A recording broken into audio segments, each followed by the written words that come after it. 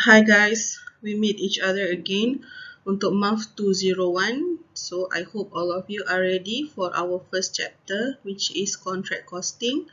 So let's move on. Given here are your learning objective untuk chapter 1, okay, which is first one. You need to describe the contract costing. What is it? And you must be able to come up with some example. Next, you are going to differentiate the characteristic of contract costing as compared to job and process costing. Job costing you dah belajar masa Math 151. I hope you still remember that. And process costing you are going to learn in the next chapter. Okay, so next adalah the calculation part where you are going to construct the construction in progress account. This one kita akan go step by step on how to do it, so please bear with me. Next, kita akan kira the net profit attributable based on the cost incurred to date and also the value of work certified. So you nak kira profit ni ada dua cara, sama ada you nak kira based on the cost incurred to date ataupun nak kira profit menggunakan the value of work certified.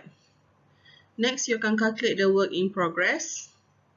And then kita akan prepare balance sheet extract. Okay, ni bukan full balance sheet ya. Dia hanya extract balance sheet yang melibatkan construction in progress account sahaja. And then you must be able to prepare the contractee account, explain the contract costing terms, and also recognition of loss, profit or loss based on prudence concept. So these are your learning objective that you are going to achieve at the end of the lecture. Okay, let's move on. First, we're going to look at the definition of contract costing. What is it? It is actually a system of job costing. Okay, dia macam job costing juga sebab dia buat per job, tapi dia buat on the large cost units, which normally takes a considerably length of time. Maksudnya dia akan ambil masa yang lebih lama, lebih daripada one accounting period untuk disiapkan. Contoh macam building and construction work, this one tak boleh siap dalam masa sebulan. Okay, dia mungkin siap dalam masa setahun, 2 tahun ataupun 3 tahun.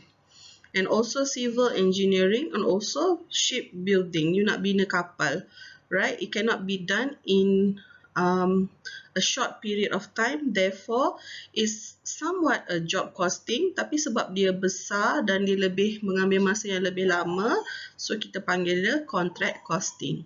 Clear ya untuk this one? Kita move on.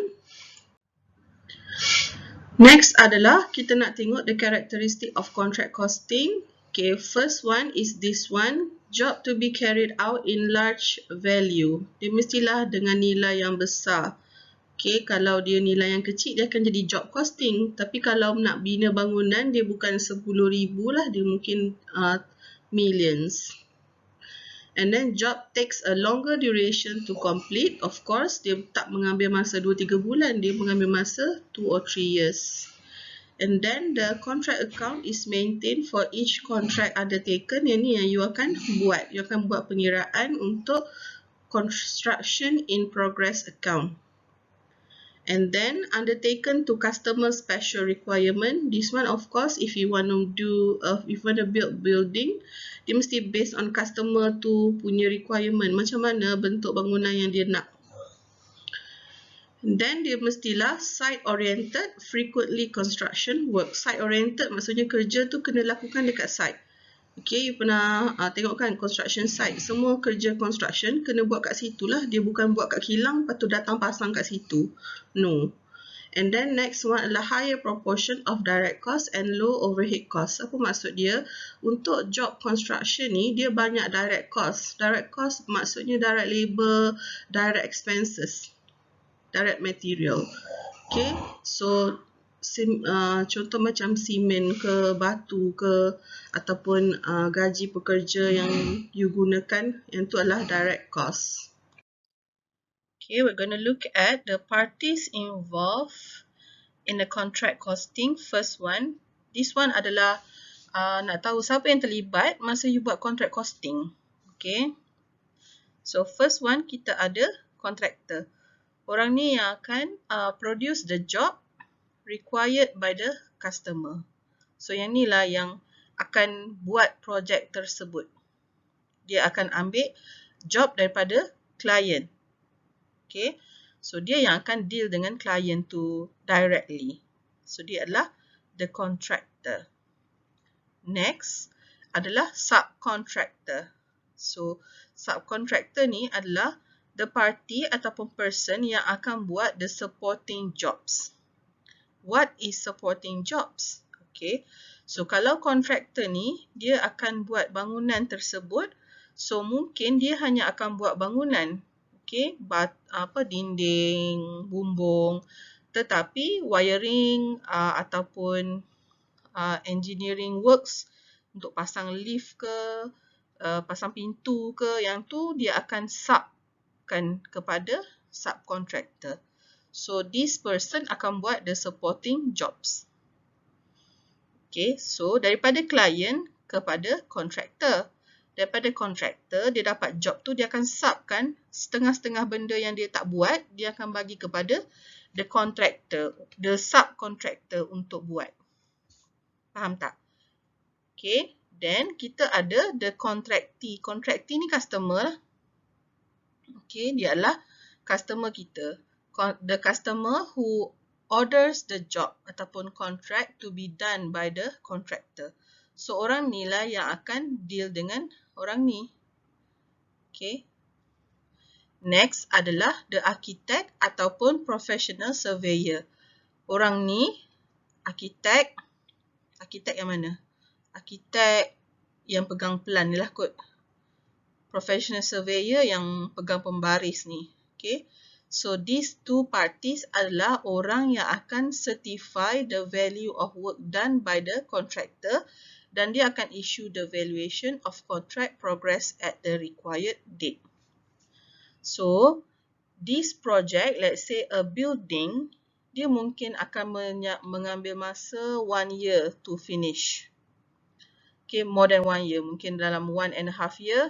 So dia akan ada stages of completion, right? Setakat mana yang siap. Okay, contoh selepas job berjalan 3 bulan, berapa persen siap? So percentage tu ditentukan oleh the architect ataupun professional surveyor. Faham? Okay. Alright, next kita nak tengok the construction in progress account. Ni adalah you punya calculation yang utama untuk contract costing. So, dia ada dua bahagian. Yang pertama adalah the treatment of direct costs. Okay, dan the second one adalah macam mana you nak determine your revenue on the project. Right. So, untuk direct cost ni adalah cost-cost yang you incur untuk projek tersebut. So, bila adanya kos tersebut, kita akan debitkan kepada kontrak tu. Dan juga kalau ada overhead, kita akan apportionkan accordingly kepada projek tersebut. Okay, sebab konsep overhead, kalau you masih ingat, dia akan incur mungkin untuk keseluruhan projek. So, kita nak tahu which project yang mana. So, kita akan allocate kepada projek berkenaan lah untuk overhead.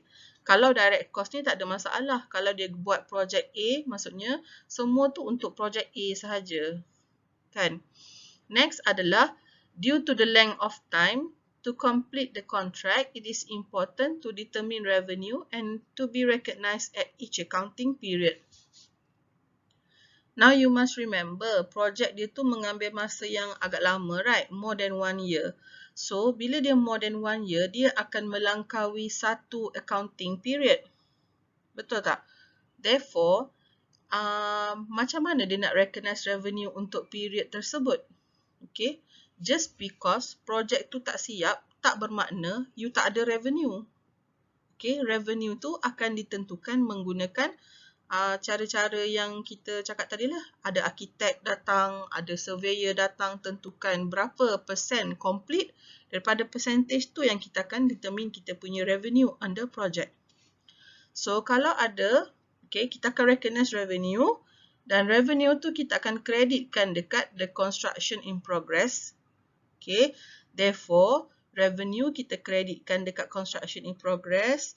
Cost kita akan debitkan. Bila dia ada difference, yang tu akan jadi the profit or loss on the project. Okay, of the construction in progress account. Balancing dia tu akan jadi profit ataupun loss. Faham kan? Okay, kita move on.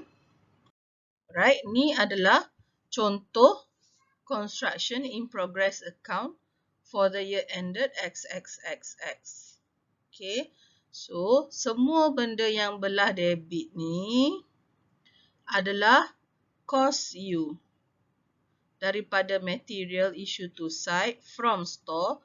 Okay, daripada store pergi site. So site tu cost untuk projek tersebut lah. So you akan letakkan.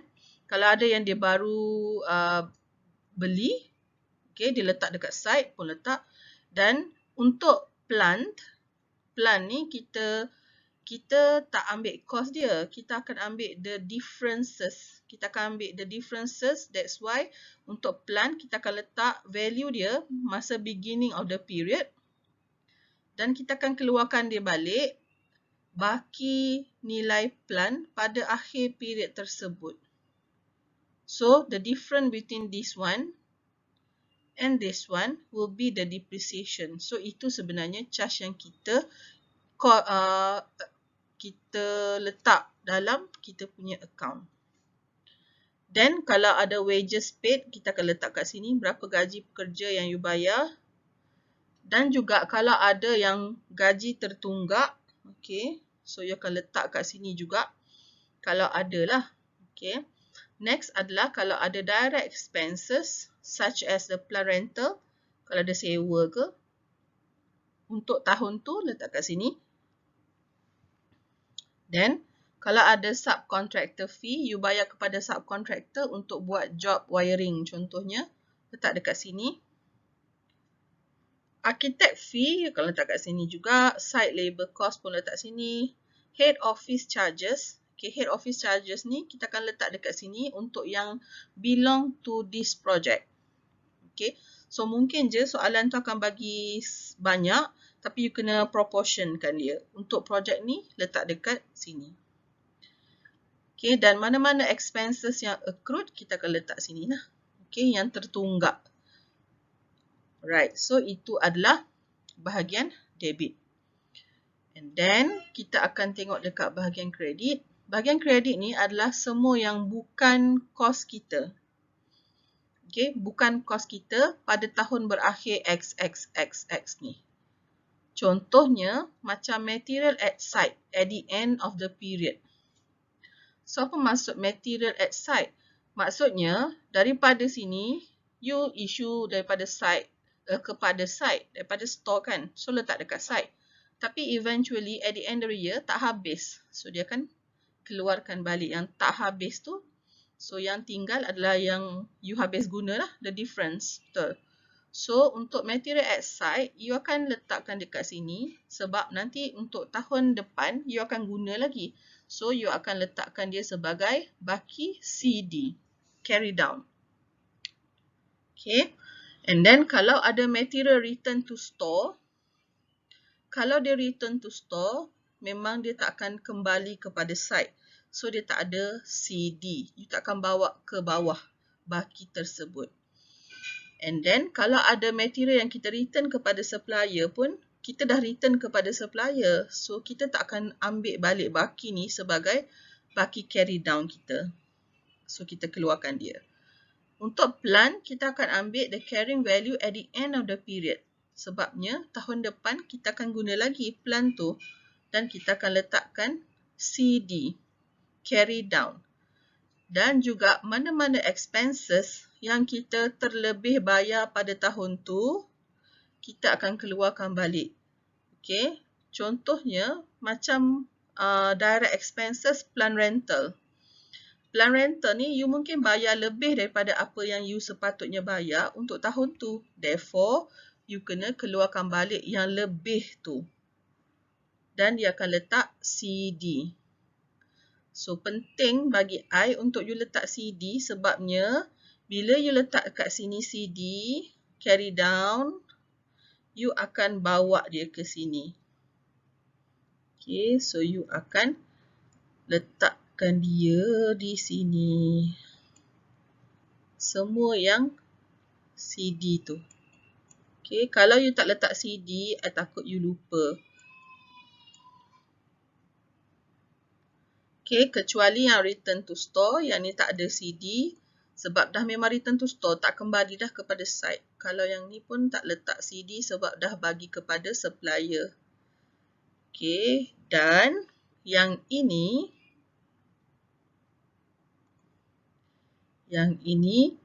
nampak tak?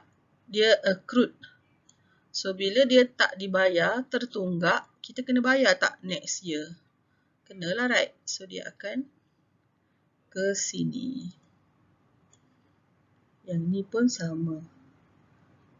Okay, so kalau tertunggak next year, kita akan bawa lagi ke sini. Okay, clear ya? Alright, so I am going to erase this. Sebab I nak guna ruang ni sebenarnya, so I sapulah dulu. Okay, sekejap.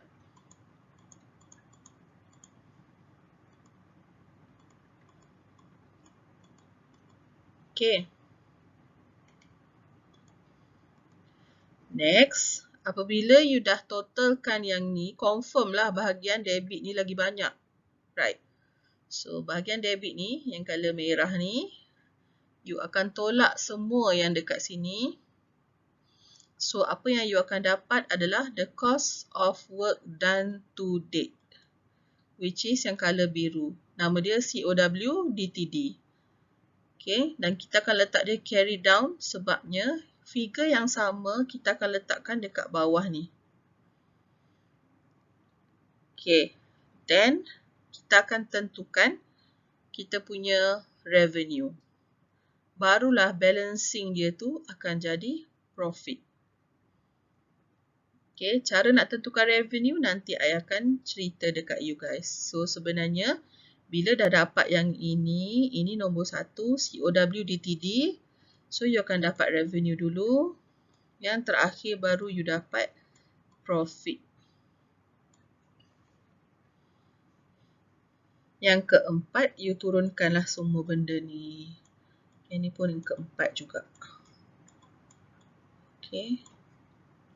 So, jelas ya?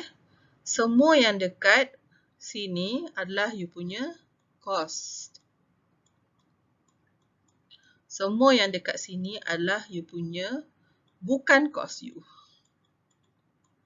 Bukan cost you yet. Belum lagi. Okay. So, bila bukan cost you ataupun bukan cost you yet, you akan keluarkan dia. Keluarkan semua. Alright. Okay. Next. Alright. Untuk revenue, contract revenue recognition, kita akan follow MFRS 15.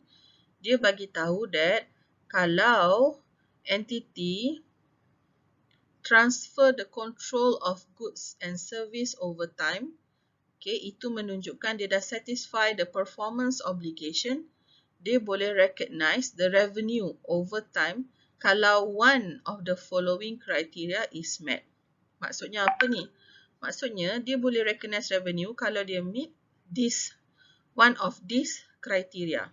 So, kriteria yang pertama adalah kalau customer simultaneously receive and consume the benefit provided by the entity performance as the entity perform. Kalau customer tu dapat benefit, okay, daripada projek tersebut. Ataupun kalau entity perform creates or enhance the asset. Okay, maksudnya entity tu dia create ataupun enhance the asset. Contoh macam bangunan, mula-mula buat level 1, lepas tu level 2, lepas tu level 3. Nampak tak dia punya progress? So, dia sebenarnya enhancing the asset. So, dia layak dapat recognize revenue. Next adalah entity's performance does not create asset with alternative use to the entity. And the entity has enforceable right to payment for performance completed to date. Yang ini, kalau entity tu, dia tak create asset yang boleh pelbagai guna. Contohnya dia buat satu bangunan, dia tak tahu lagi nak jual kat siapa ataupun boleh guna untuk tujuan apa. Dia buat je dulu. Okay, so dia kena buat based on order daripada customer, therefore entity tu dia ada hak untuk bayaran untuk pekerja-kerja yang dia telah buat. Okay, so if one of these following criteria tu dipenuhi, the company ataupun the entity boleh measure the stage of completion dan dia boleh recognize revenue based on the stage of completion. Okay, kalau projek tu let's say nilai revenue dia 1 juta, dia dah siap 30%. So dia boleh recognize 300,000 daripada harga projek tersebut. 30% daripada 100% completion stage. Clear dah? Okay. Kalau ada soalan, you boleh tanya I dekat kita punya discussion lah, of course. Okay, next one adalah untuk determine the percentage of completion. Okay, ada dua cara nak determine percentage of completion. First one, dia guna survey or work perform ataupun so-called output method. Okay, and the second one adalah menggunakan cost basis ataupun input method. Okay, dalam you punya final exam, dia mungkin je test dua-dua, tetapi yang famous adalah this one, the input method. Right, kita akan tengok the first one untuk output method, dia akan gunakan the value of work certified ataupun judgment by the qualified surveyor as the proportion of the contract price. So let's say contract price tu 1 juta. So the surveyor datang, dia kata value building ni mungkin 500,000 kot sekarang ni. Based on dia punya calculation and everything. So, bila 500,000, you akan letak kat sini 500,000. Contract price is 1 million. So, you darab dengan 100%. So, percentage dekat sini you akan dapat 50%. Faham tak? So, bila output method ni sebenarnya senang lah sebabnya value of work certified tu memang dia akan diberi kepada you dalam soalan. Yang susah sikit adalah yang input method sebab yang ni memerlukan pengiraan. Okay. So, untuk input method, dia based on cost which is the proportion that contract cost incurred for the work performed to date to the estimated total contract cost. So, you akan ambil COW DTD. Yang ni you dah buat dah dalam you punya account, right? So, you dah dapat dah figure COW DTD ni. So, apa yang you kena tentukan adalah the estimated total contract cost. Okay. Estimated total contract cost ni adalah yang jangkaan cost total untuk projek tersebut. So, jangkaan cost total dia akan ada dua komponen. Cost yang kita dah incur, which is this one, COW DTD, dia akan tambah dengan future cost. Apa lagi cost-cost lain yang you jangkakan akan kita incur untuk projek tu. So, ada dua komponen dalam ETCC ni. Dan you darab dengan 100, so dapatlah dia punya percentage of completion. Okay, ya. Okay. Next adalah determining the revenue ataupun macam mana nak determine revenue kalau dia menggunakan cost basis ataupun input method. Okay. Contract revenue adalah percentage of completion darab dengan contract price. So, contract price adalah agreed price for the project between the buyer and the seller. So macam mana nak tentukan revenue? So basically, bila you dah tentukan the percentage of completion, tadi kan you tentukan percentage of completion, right? So ambil percentage tu, darabkan dengan contract price you. So you dapatlah berapa revenue yang you layak recognize pada tahun tu. Okay. Okay, untuk next one, ada dua cara nak determine revenue. Kalau you guna cost basis tadi, kalau you guna revenue based on value of work certified, dia akan guna cara ni. Okay, so kalau you guna value of work certified, contract revenue equal to contract cost plus contract profit. So, kalau guna VOWC, you kena tentukan contract profit dulu, baru boleh tentukan berapa revenue. So, untuk tentukan contract profit, you akan ambil the percentage of completion yang you kira tadi tu, okay, darabkan dengan hasil tolak contract price dengan estimated total cost to complete. Okay, so macam mana dapat ETCC ni, ada letak kat sini. So, itu akan dapatkan you the contract profit. So, bila dapat contract profit, boleh determine something here. Dan yang ni, you tahu. So, dapatlah yang ni. Contract cost lah COWDTD. Okay, so dapatlah revenue. Dia akan work backwards lah kalau you guna VOWC. Clear? Kalau tak sure, it's okay. Kita akan buat some exercise dan you akan tanya I masa our discussion. No worries. Okay, we're going to look at an example on how to determine the revenue to be recognized for the contract. Okay, we'll look at this example. The contract price given is 10 million. The cost of work done to date is 2.5 million. So this is COWDTD. The estimated future cost, ni maksudnya the future cost yang dia kena incur lagi untuk siapkan projek tu. So, dia ada 3.2 juta lagi. And then, the architect mungkin dah determine dia punya harga, the value of work certified adalah 5 million. Okay, so you are going to determine the revenue to be recognized for the contract if the company, first one, dia using input method, which is the cost basis. Second one, dia guna output method, which is the VOWC punya method untuk measure dia punya percentage of completion. So, you are going to calculate two of the different revenue menggunakan dua cara yang berbeza. Okay, guna input dan juga output. So, let's move on. Okay, untuk example tadi, kalau kita nak tentukan dia punya revenue based on input method ataupun cost basis, look back at your formula. So, step 1 adalah menentukan the percentage of completion, which is the COWDTD over estimated total contract cost bahagi darab dengan 100. So, this is how you calculate that. You will get 43.9%. And then, step 2 adalah tentukan you punya revenue. So, ni cara nak tentukan revenue. Percentage of completion yang you dapat kat sini, darab je dengan the contract price. So, this is the value. Okay. So, this will be you punya contract revenue. So, the difference between revenue and cost later akan jadi you punya profit. Alright.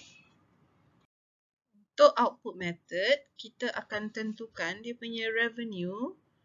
Okay, first of all, of course, kita nak tentukan dia punya percentage of completion. So, step 1 adalah determine percentage of completion menggunakan formula.